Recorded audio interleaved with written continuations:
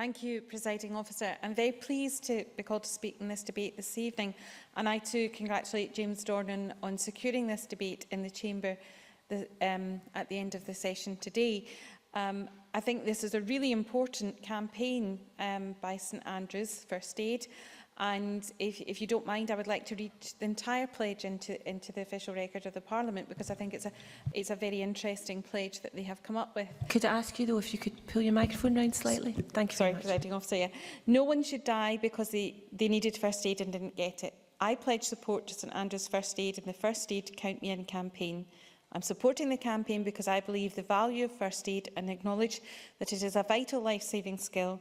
It is really important to have champions for first aid in local communities, and by signing this campaign, I'm demonstrating my support for first aid. Together we can save lives.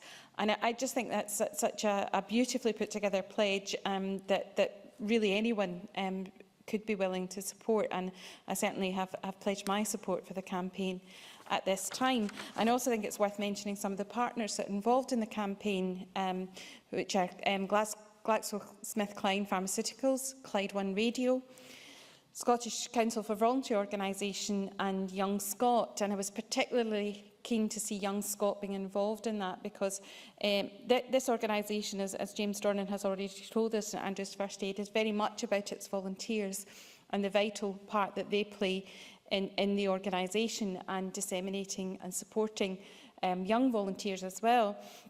And both Nanette Millen and Dave Torrance have mentioned the Scouts, and indeed it was as a member of one of the uniformed youth organisations I received my first ever knowledge of first aid training.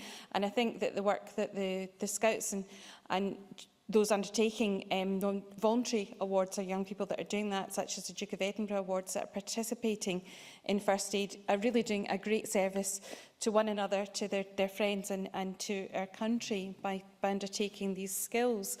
I was interested that this is a 34,000 target, because that's the number of people admitted to hospital. But if I could break down in that target just a little bit, in the 2011 I have figures for two ends of the spectrum, the under 5s, where there were over 3,182 admissions from children under 5, the majority of which happened in their own homes.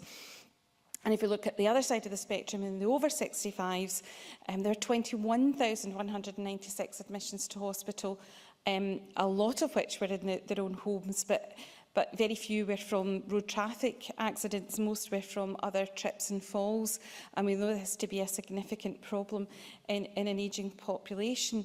And I think what these figures also show is that it's just the tip of the iceberg, because we only have the figures for those admitted to hospital.